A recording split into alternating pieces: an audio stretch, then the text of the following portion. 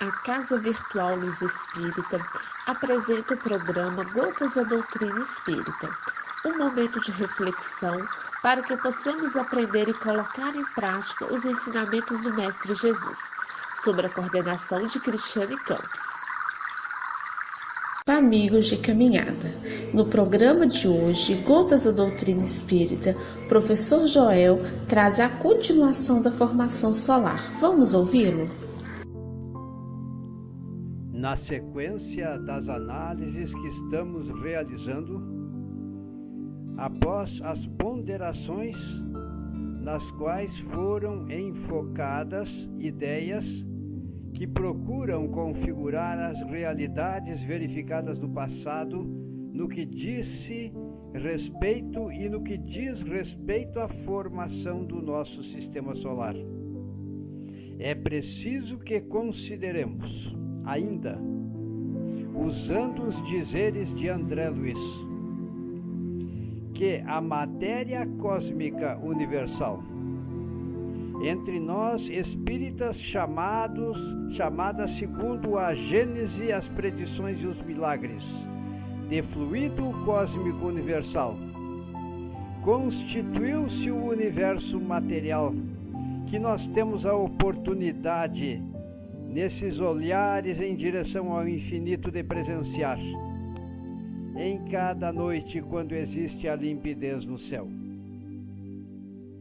E esta matéria cósmica é que formaram os elementos que constituem a química.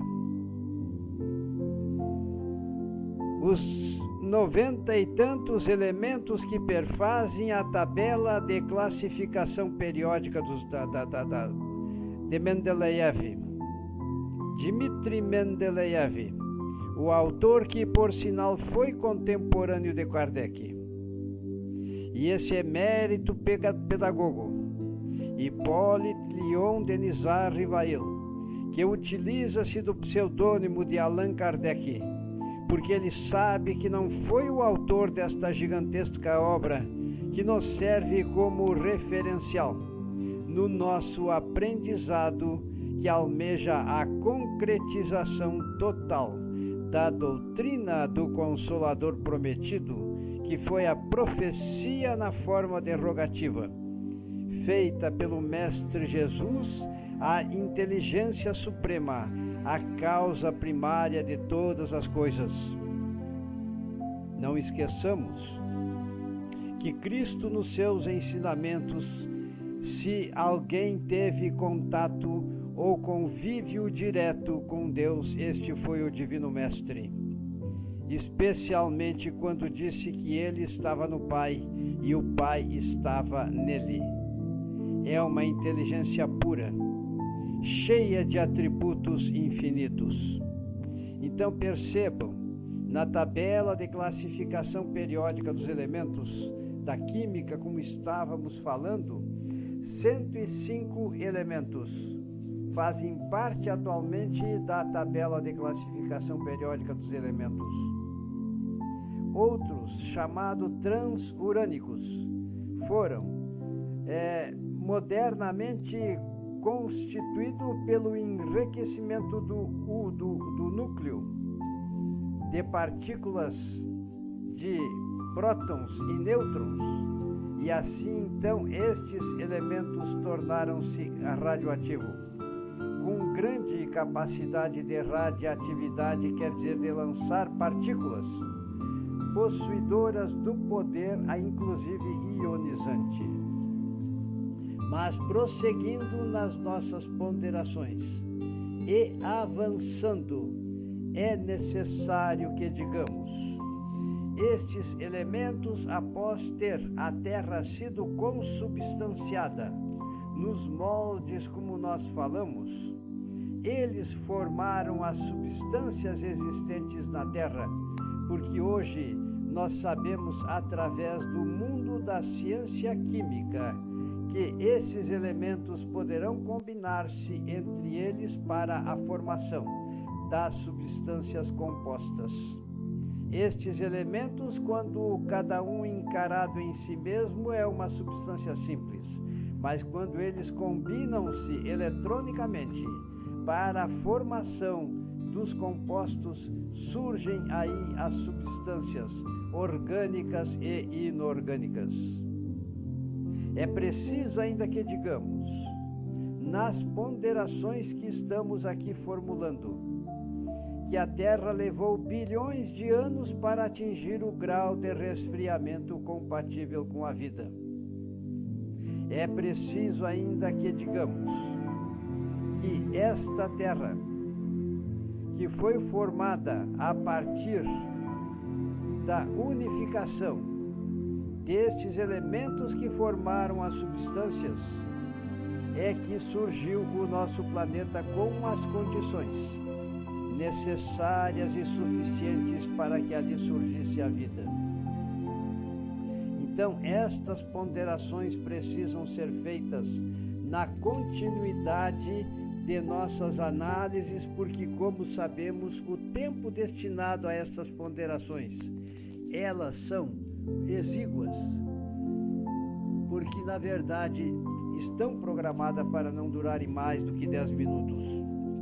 Então eu direi para vocês, prezados irmãos, que as substâncias estavam feitas e, como disse na palestra número 32, o planeta Terra, ao chegar aos 1000 graus, começou a consolidar-se a sua crosta.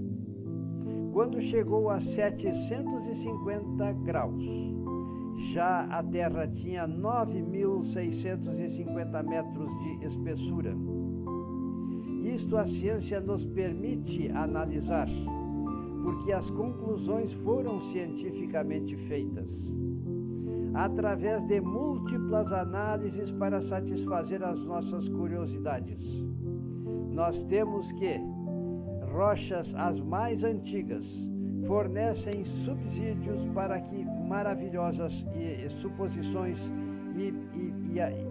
e ao mesmo tempo formulações de teorias é possível ao homem formar.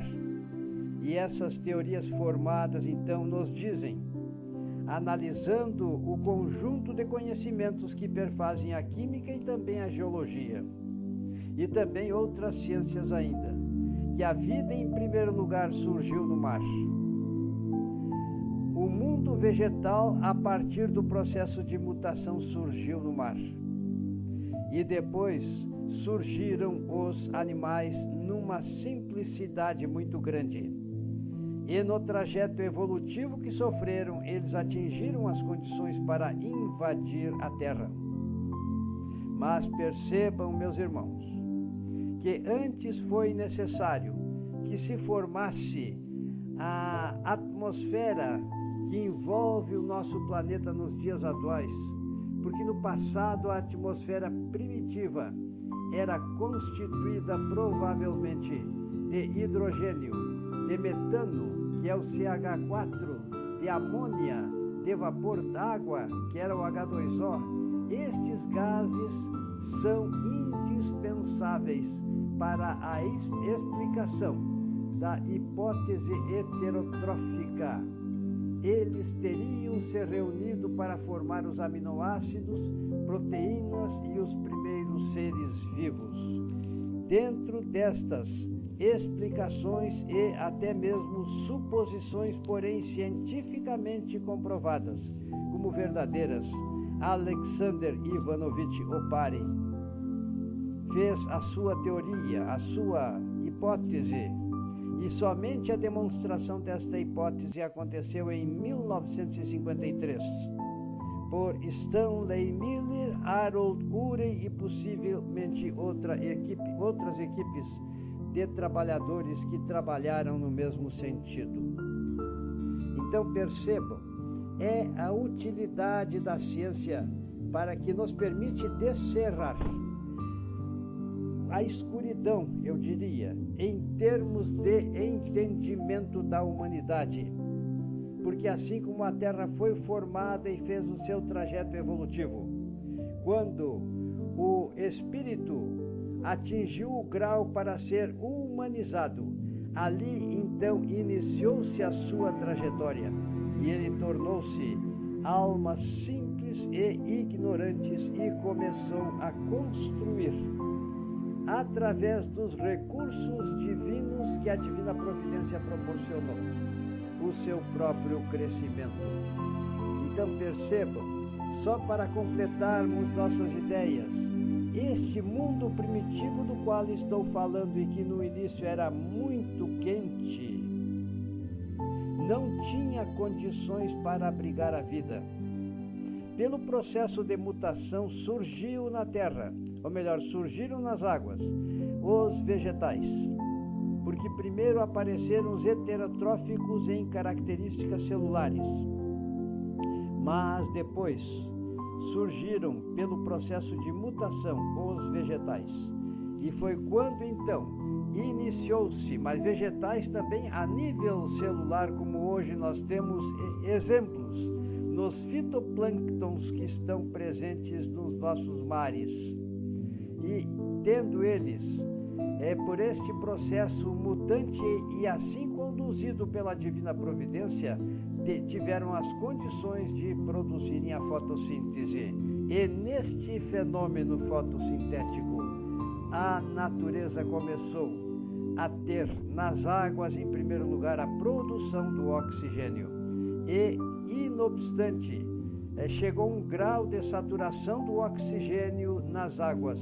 E foi quando então a atmosfera rica de oxigênio e gás carbônico começaram a aparecer, surgindo então na Terra as condições para que as outras formas de vida, perfeitamente inserida dentro dos contextos científicos, porque nós sabemos que a nossa doutrina, embora esteja fazendo essa análise, ela é científica, mas também temos que admitir que ela é filosófica e é religiosa, porque nós nos embasamos nos ensinamentos de Cristo.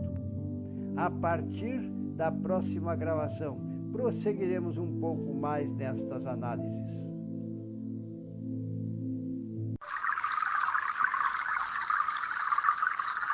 O programa Gotas da Doutrina Espírita foi uma produção da Casa Virtual Luz Espírita e sua equipe. Acesse www.cavile.com.br.